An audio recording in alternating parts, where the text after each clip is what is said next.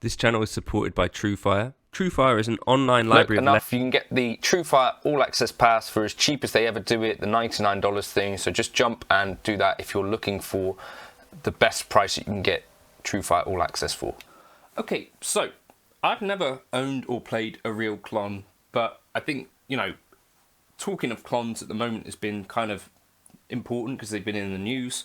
But since 2012 or whenever it was that they got degooped and cloned by DIY stomp boxes, the circuit has kind of been out there for people to use, and I think I myself have kind of never really got on with the Klon in general. It's kind of like I viewed it, because of what I'd read about it, like it was an attempt at kind of fixing a tubescreamer, and I think that's a bit of an oversimplification, and in any case I think there's some important stuff to know about it. And so the source for this information is actually an original Klon manual from about 1997, but I thought it could actually give us some context and really help us to get more out of our real Klons, if we could afford them, or clones or KTRs, whatever you end up using, just to get some more fun out of the Klon rather than, you know, confusion.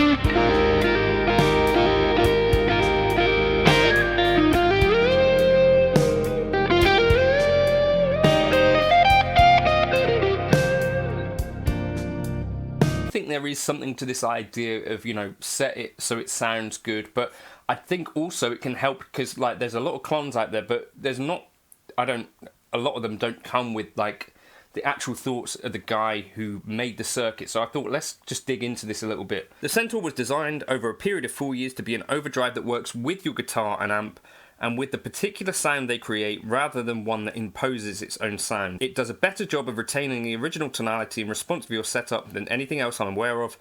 In the words of Trainwreck's Ken Fischer, the Centaur seems to become part of your amplifier's tube circuits and doesn't feel or sound like you are using an outboard device. What you end up with when kicking the thing in is simply a bigger, more focused rendition of the sound your guitar and amp were giving you to start with. Each of its three controls, gain, treble and output, has a very broad range, and this makes the unit capable of providing a variety of overdriven sound with almost any guitar and amp. Even the signal from very low output pickups such as Gretsch Filtertrons or Dan Electro lipstick pickups can be beefed up very effectively. The gain control is a unique approach to an age-old problem with overdrives and distortions. It's a dual-ganged pot, 2 pots on one shaft.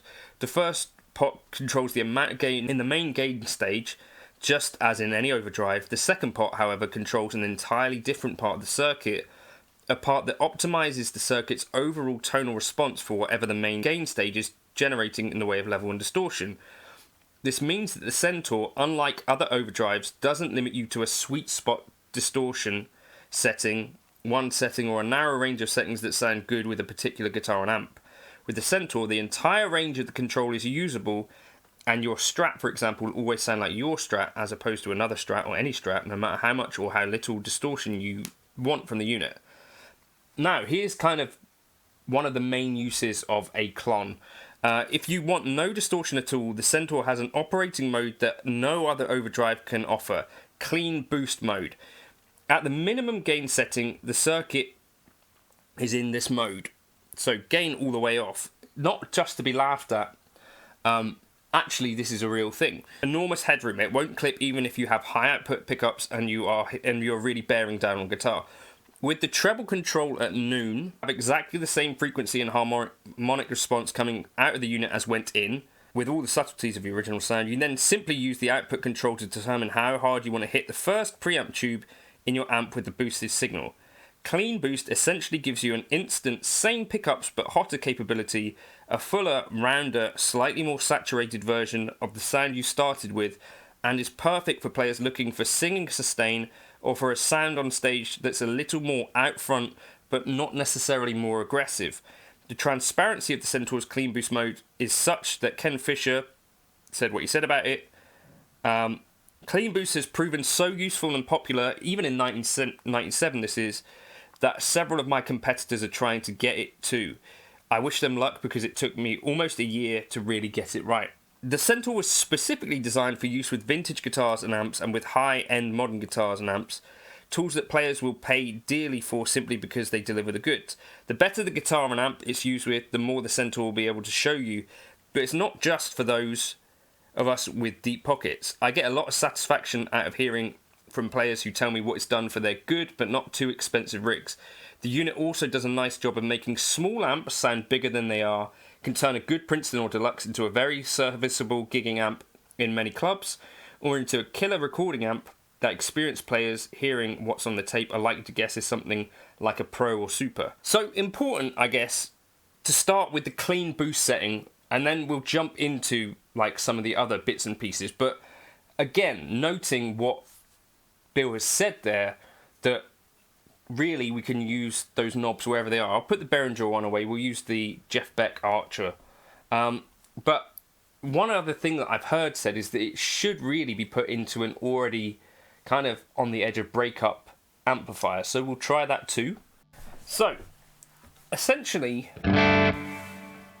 gain all the way off is the most different thing about this pedal compared to things that came before. It's a 2-mode overdrive pedal, right? So, as he said, set that treble halfway, set the gain all the way off. That takes the diodes out altogether, but basically gives you essentially what a Keeley Katana has ended up being.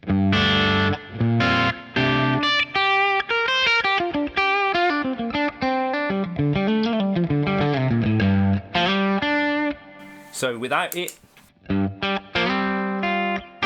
this is a deluxe reverb on 5.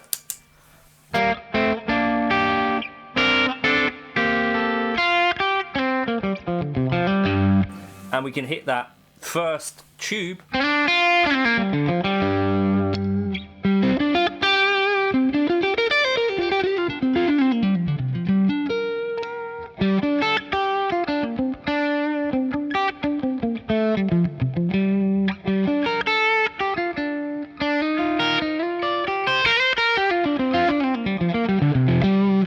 As hard as we like now.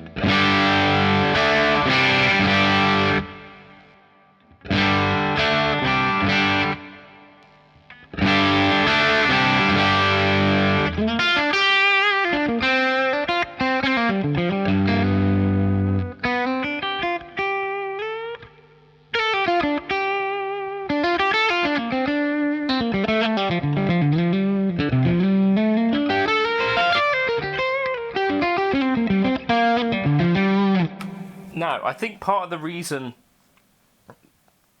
if I turn the amp down to 3, this then is, instead of taking us into breakup, it's just going to probably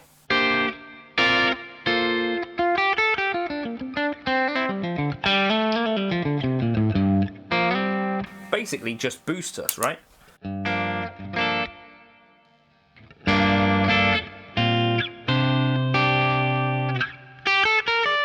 So apparently one of the things that Bill would ask people on the phone was, how are you running your amp? And check you were running sort of on this edge of breakup.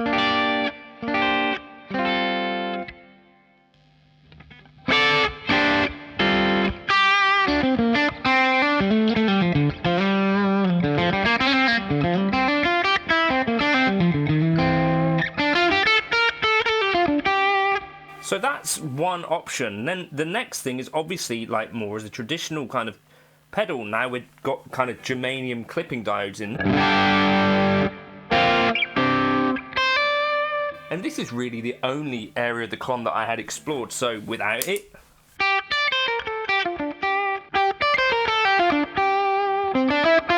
I do think this is like the less interesting part of it, to be honest.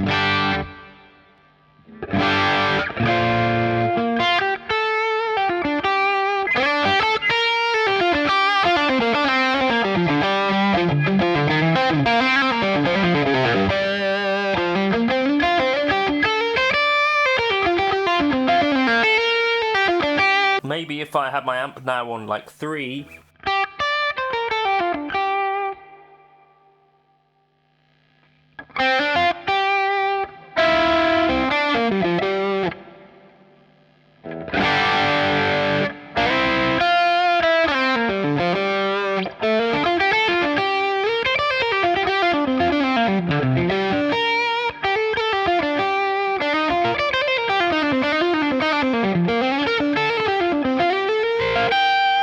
so this is the amp on 7.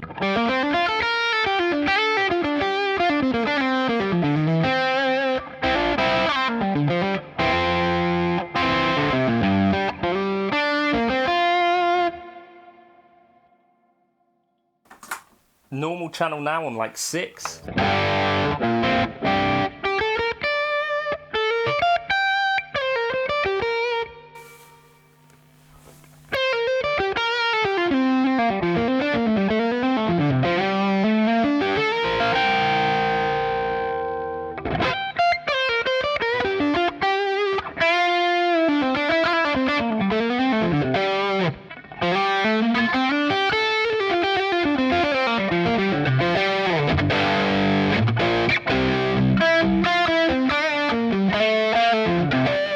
So it does say like that all of the stuff is usable without it.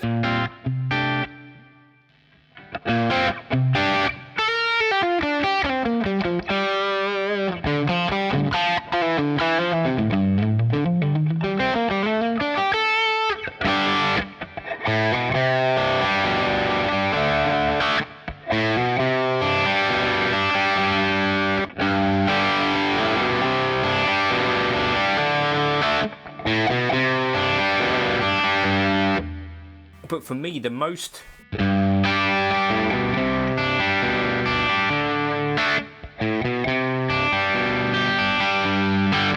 interesting part for me is that just clean boosting thing, which is obviously only half of the potential of the Klon, but certainly the half that I definitely neglected.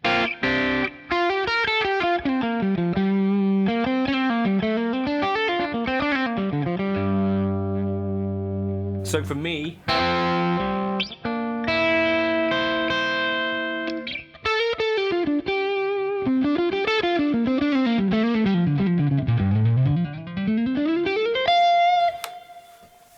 I certainly get it a little more now. Like, it wasn't necessarily designed to be all gain up all the time. It's a very legitimate function to have that gain all the way off. It's a function that was 100% designed to be that way. And I think that's an important thing to know. And so, you know, I've been using a Klon wrong essentially, basically any time I've picked up a Klon, because I didn't do this level of research. And this is kind of one of the knock-on effects, like that Behringer thing, that I've at least learned this and dug into it a bit more and got more of an appreciation for the Klon circuit. Hopefully that's useful to some of you. Cheers for stopping by.